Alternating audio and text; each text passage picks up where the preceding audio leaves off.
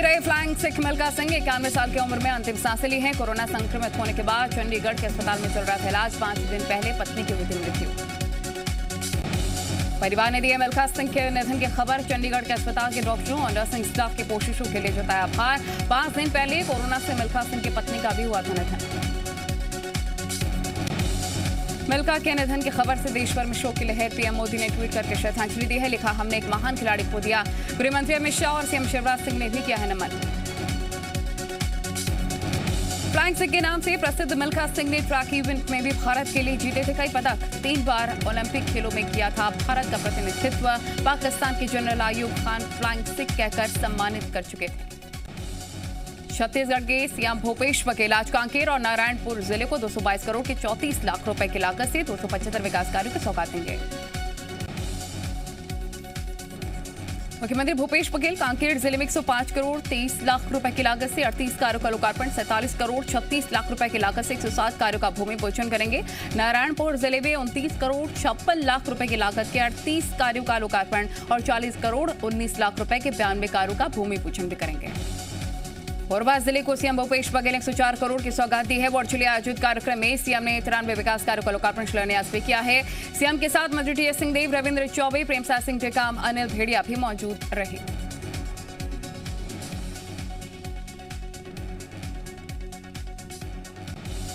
इस मौके पर सीएम ने विभिन्न योजनाओं के हितग्राहियों से, स्कूली छात्र छात्राओं से संवाद किया। कोरोना काल में माता पिता को खोने वाले बच्चों को आश्वासन भी दिया गया कि वो अपनी शिक्षा के लिए किसी प्रकार की चिंता न करें, सरकार उनके साथ है। मध्य प्रदेश में चल रहे युवा शक्ति कोरोना मुक्ति अभियान के तहत सीएम शिवराज सिंह ने युवाओं को संबोधित किया है। अपने संबोधन में उन्होंने कहा कि हम सबको मिलकर एमपी में तीसरी लहर को आने से रोकना है। साथ ही उन्होंने कोरोना की डेल्टा प्लस वेरिएंट को लेकर भी सावधान रहने को कहा है। सीएम ने कहा कि 21 जून से एमपी में महा वैक्सीनेशन अभियान शुरू किया जा रहा है। 21 जून को ही पूरे प्रदेश में 10 लाख लोगों को टीका लगाया जाएगा। इस महा टीकाकरण अभियान के लिए पूरे प्रदेश में 7,000 सेंटर्स भी बनाए गए हैं। मध्य प्रदेश में ट्रांसफर की राह देख रहे सरकारी कर्मचारियों के लिए अच्छी खबर है। मध्य प्रदेश में तबादलों पर लगा बैन हटा दिया गया है। 1 जुलाई से एमपी में सरकारी कर्मचारियों के ट्रांसफर हो सकेंगे। सीएम शिवराज सिंह ने इसका ऐलान भी किया है। सीएम ने कहा कि प्रशासनिक आधार पर ट्रांसफर किए जाएंगे और इसके अलावा मानवीय संवेदनाओं को ध्यान में रखते हुए भी तबादले होंगे। सीएम शिवराज सिंह चौहान ने मंत्रियों से उनके विभागों के कामकाज को लेकर 1-to-1 चर्चा की है, जिसमें कोरोना के बाद के हालात को लेकर भी बात हुई। चिकित्सा शिक्षा मंत्री विश्वास सारंग, वित्त मंत्री जगदीश देवड़ा, अनुसूचित जाति कल्याण मंत्री मीना सिंह और पीएचई राज्य मंत्री बृजेंद्र सिंह यादव से आज सीएम ने चर्चा की है। प्रदेश में कोरोना की तीसरी लहर की रोकथाम और स्वास्थ्य व्यवस्थाओं की तैयारी को लेकर सीएम ने निर्देश दिए। चिकित्सा शिक्षा मंत्री ने बताया कि प्रदेश में महिलाओं के लिए कैंपेन चलाया जाएगा, जिसमें महिलाओं के स्वास्थ्य से जुड़ी सभी समस्याओं की स्क्रीनिंग और इलाज भी होगा। खरगोन के 50 किसानों के खाते में 50 लाख रुपए ट्रांसफर कर दिए गए हैं। बचे हुए बाकी किसानों को भी 3 दिन के अंदर पैसा मिल जाएगा। मामले में जीएमपीसीजी से बात करते हुए कृषि मंत्री कमल पटेल ने कहा, किसानों का भुगतान न होने के मामले में मंडी कर्मचारियों के खिलाफ भी कार्रवाई होगी। बता दें कि खरगोन के सनावद मंडी में 192 किसानों का पैसा लेकर चना व्यापारी भाग गया था, जिसका संज्ञान लेते हुए कृषि मंत्री ने जांच के आदेश भी दिए थे। जिसके बाद व्यापारी के गोदाम में रखी 7200 बोरियों को जब्त किया गया था, जिसकी कीमत करीब बता दें 3 करोड़ 17 लाख रुपए आंकी जा रही है। बीजेपी सांसद केपी यादव अपने उस बयान से पलट गए हैं जिसमें उन्होंने ग्वालियर का नाम बदले जाने का समर्थन किया था। रानी झांसी के बलिदान दिवस पर बीजेपी सांसद ने कांग्रेस के प्रदेश सचिव राकेश सिंह यादव से उस बयान का समर्थन किया, जिसमें राकेश सिंह ने सीएम शिवराज से ग्वालियर का नाम बदलकर लक्ष्मीबाई के नाम पर रखने की अपील की। शाम होते होते केपी यादव अपने बयान से पलट गए। उन्होंने कहा कि वो पत्रकारों के सवाल को समझ नहीं पाए। वो सिर्फ रानी लक्ष्मीबाई के बलिदान दिवस में शामिल होने आए थे। इसमें ग्वालियर का नाम बदलने की बात कहां से आ गई? उन्होंने ग्वालियर का नाम बदलने का समर्थन नहीं किया है। हम आपको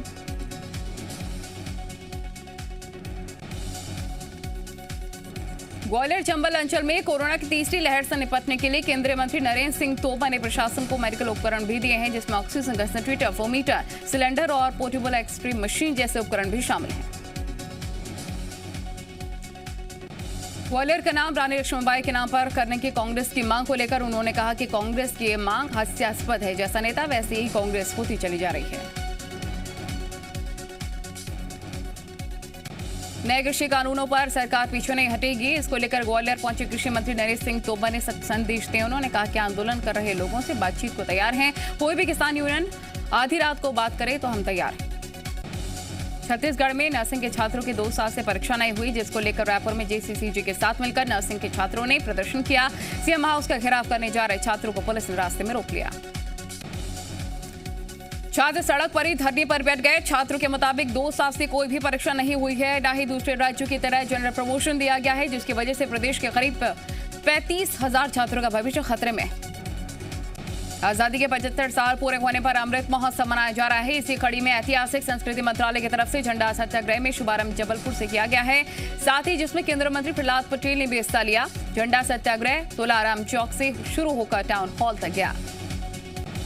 आगर मालवा के अटल कॉलोनी में रहने वाली शाहना ने लोगों को जागरूक करने का एक बीड़ा उठा लिया है। सुबह स्कूल जाती हैं और शाम को लोगों से मिलकर वैक्सीन लगवाने के लिए प्रेरित भी करती हैं। उनके इस मिशन का असर भी अब होने लग गया है। शाहना पाठक की बात मानकर लोग वैक्सीन लगवाने लग गए हैं। शाहना अब तक करीब 150 परिवारों को वैक्सीन लगाने के लिए मना चुकी। इंदौर में बंगाली चौराहे पर बन रहे एलिवेटेड ब्रिज को लेकर पीडब्ल्यूडी अधिकारियों के साथ बीजेपी नेताओं की मीटिंग बेनतीजा रही है। बैठक में मंत्री तुलसी सिलावट, सांसद शंकर लालवानी समेत बीजेपी के विधायक भी मौजूद रहे। अगली मीटिंग 25 जून को होगी और मामला ब्रिज के डिजाइन को लेकर फंसा हुआ नजर आ रहा है। पहले बने डिजाइन के मुताबिक फ्लाईओवर के बीच में 8 पिलर आ रहे हैं, जिसका विरोध होने के बाद से ही नए डिजाइन की मांग उठने लग गई है। छत्तीसगढ़ में बीते 24 घंटे में कोरोना के 509 नए मरीज आए सामने। कोरोना के 9 मरीजों ने अपनी जान गंवाई है। वहीं पिछले 24 घंटे में कोरोना के 1122 मरीज डिस्चार्ज हुए हैं। छत्तीसगढ़ में अब 10,062 कोरोना के एक्टिव केसेस का इलाज जारी है। जबलपुर में नकली रेमडेसिविर मामले में 4 आरोपी पुलिस रिमांड पर हैं। इस दौरान उनसे पूछताछ में चौंकाने वाले खुलासे हो रहे हैं। सबसे बड़ा खुलासा सिटी हॉस्पिटल के संचालक सरबजीत सिंह मोखा से जुड़ा हुआ नजर आ रहा है। आरोपियों ने कबूला है कि उन्होंने 10,500 शीशियां बनाई थी। इसमें से करीब 5,000 शीशियां बाजार में खपाते हुए सिटी अस्पताल जबलपुर में 500 नकली इंजेक्शन दिए गए। इंदौर में 700 के अलावा गुजरात और मुंबई में भी नकली इंजेक्शन को खपाया गया। भय्यू महाराज सुसाइड केस में एफएसएल अधिकारी डॉक्टर मयूरी थनावर के बयान जिला कोर्ट में दर्ज हुए हैं, जहां आरोपी पक्ष के वकील ने डॉक्टर मयूरी से क्रॉस एग्जामिनेशन किया है। आरोपी पक्ष के वकील ने आत्महत्या वाली जगह के बगल वाले कमरे की डीवीआर अभी तक क्यों पेश नहीं की है, इसको लेकर भी सवाल उठ रहे हैं। आपको बता दें कि भय्यू महाराज ने 2018 में गोली मारकर सुसाइड कर लिया था, लेकिन पुलिस ने जांच के बाद आत्महत्या के लिए प्रेरित करने का आरोप से सेवादार पलक, विनायक और शरद को गिरफ्तार किया था। इंदौर में खजुराना दरगाह के नजदीक एक युवक की हत्या का मामला सामने आया है। पुलिस ने मौके से शव को बरामद कर लिया है। शव के पास से खून से सना पत्थर भी मिला। सरगुजा में 2 नाबालिग लड़कियों के साथ 4 लोगों ने रेप किया है। पहले शराब पिलाई, बाद में गैंगरेप की वारदात को अंजाम दिया। अनूपपुर में सब्जी बेचने की जगह को लेकर 2 पक्षों में जमकर मारपीट हो गई। मामला कोतमा इलाके की सब्जी मंडी का। मारपीट में दोनों पक्षों ने एक दूसरे पर जमकर लाठियां बाजी हैं। छतरपुर के नौगांव में शराब के नशे में धुत कुछ युवक के बोनट पर बैठकर फिल्मी अंदाज में शहर का चक्कर लगाते नजर आए हैं। इसी दौरान एक छात्र को बेरहमी से पीटते हैं और इतनी से मन नहीं भरा तो उसे कार में बिठा लिया और कार को घुमाते हुए मारपीट करते नजर आए। बाद में छात्र को कुछ दूर जाकर छोड़कर फरार हो गए। एक बदमाश खुद को गोल्डन दाता भी बताता रहा। फिलहाल पुलिस ने 5 को गिरफ्तार कर लिया। राजगढ़ में पुलिस ने नकली ड्रग इंस्पेक्टर को गिरफ्तार कर लिया है, जो मेडिकल दुकानदारों को डरा धमकाकर वसूली करता था। आरोपी के पास से वसूले गए 6,000 रुपए भी बरामद हो चुके। पुलिस के मुताबिक आरोपी राजगढ़ जिले के मलावर थाना क्षेत्र का रहने वाला है, जिस पर पहले से ही कई आपराधिक मुकदमे दर्ज हैं। कोरिया के मनेन्द्रगढ़ के एक गोदाम में 30 टन एल्यूमीनियम बरामद। मेटल की अनुमानित कीमत 75 लाख है।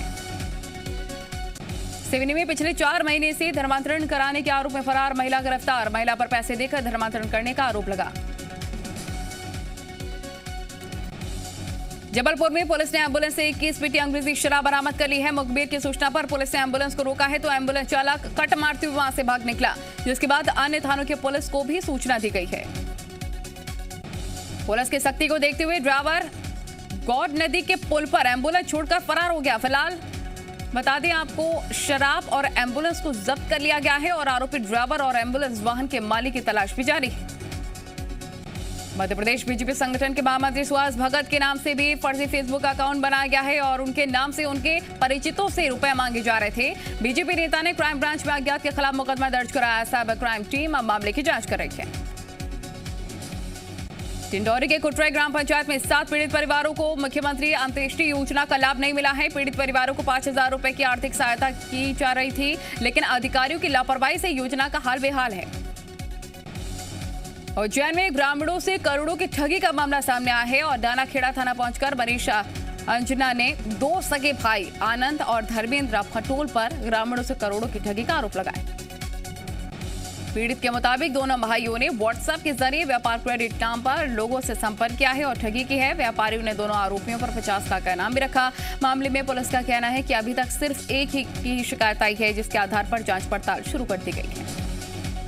बिलासपुर में चोरों के हौसले इतने ज्यादा बुलंद हो गए हैं कि वो कोर्ट को भी नहीं छोड़ रहे हैं। जिला कोर्ट की छत में लगे शटर को तोड़कर चोरों ने चोरी को अंजाम दिया है। जज अभिनव डेहरिया की कोर्ट और अभियोजन शाखा में चोरों ने चोरी की है।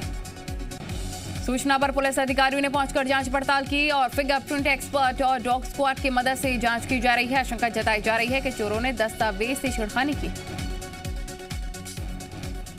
धमतरी में एक चोरी की कोशिश का मामला सामने आया है। एक चोर बैंक से चोरी करने पहुंचा तो सिक्योरिटी सिस्टम के मजबूत होने के कारण वो चोरी नहीं कर पाया।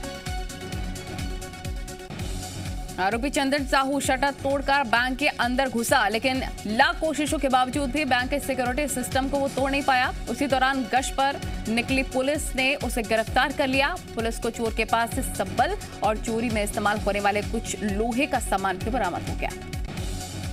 बस्तर और सुकमा जिले के सीमावर्ती क्षेत्र में सुरक्षा बलों और नक्सलियों के बीच मुठभेड़ हो गई है, जिसमें एक वर्दीधारी महिला नक्सली को सुरक्षा बलों ने मार गिरा है, जिसका शव मौके से बरामद हो गया है। 5 अलग अलग हथियार अन्य सामान भी बरामद। चांदामेटा और कमाकोलैंग की सीमा पर सुरक्षा बलों की संयुक्त टीम सर्च ऑपरेशन के लिए निकली थी। आईजी सुंदर राज पी ने पुष्टि करते हुए बताया है कि एक महिला नक्सली मारी गई है, जबकि कई नक्सली घायल हो गए हैं, लेकिन सभी जंगल भाग गए। नारायणपुर में अबूझमाड़ के पटपेड़ा जंगल से 2 नक्सलियों को गिरफ्तार किया गया है, जिसमें से कुछ मिलिशिया डिप्टी कमांडर भी हैं। सर्च के दौरान पुलिस ने दोनों नक्सलियों को पकड़ा। पूछताछ में नक्सलियों ने कई अहम खुलासे भी किए हैं, जिसकी पुष्टि एएसपी नीरज चंद्राकर ने कर दी। इंदौर में नवविवाहिता का शव लेकर डीआईजी ऑफिस पहुंचे परिजनों ने पति पर लगाया महिला को एसिड पिलाकर हत्या करने का आरोप। पुलिस ने समझाइश देकर मामला शांत करा दिया। शिवपुरी में बेकाबू होकर पलटा ऑटो रिक्शा। ऑटो सवार एक की हुई मौत, 8 घायलों को अस्पताल में भर्ती करवाया गया है। NH27 पर हुआ है हादसा। नीमच में ट्रैक्टर ट्रॉली पलटने से एक बड़ा हादसा हो गया। ट्रॉली सवार 5 महिलाएं घायल हो गई हैं, अस्पताल में इलाज जारी है। ट्रॉली में सवार थे 15 से 20 लोग।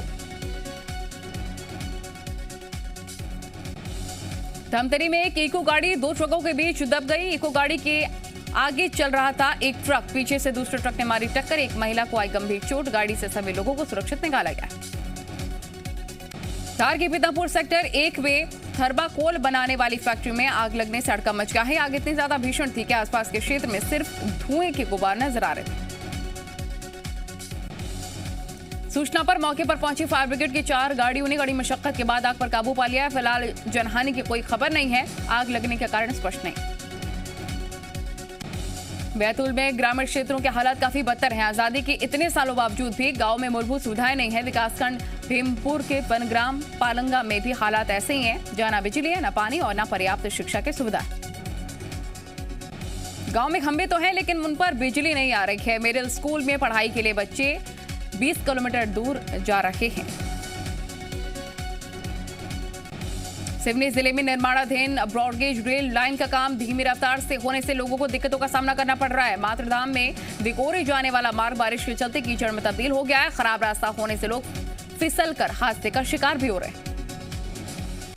जीएमपीसीजी पर खबर प्रमुखता से दिखाए जाने के बाद प्रशासन हरकत में आया है। लोगों की आवाजाही सही तरीके से हो सके, इसके लिए तुरंत काम शुरू करवा दिया गया है, ताकि लोगों को बारिश में दिक्कतों का सामना न करना पड़े।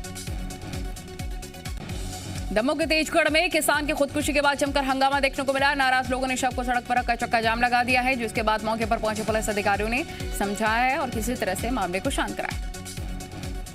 बताया जा रहा है कि किसान किशोर सिंह गांव के प्रेम सिंघई की जमीन ठेके पर लेकर खेती करना था और इसी को लेकर दोनों में किसी बात को लेकर विवाद हो गया, जिसमें किशोर के साथ मारपीट का आरोप भी लगा है।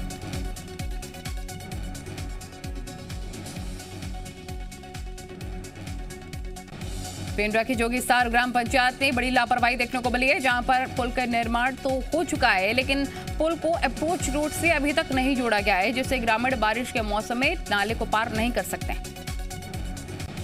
4 महीने पहले ही पुल का निर्माण हो चुका है, लेकिन बारिश के मौसम से पहले इसे अप्रोच रूट से नहीं जोड़ा गया है। वहीं पर पुल के निर्माण में जिन ग्रामीणों ने मनरेगा के तहत काम किया था, उन्हें भी अभी तक मजदूरी नहीं मिली है, जिससे वो खुद को ठगा महसूस कर रहे हैं।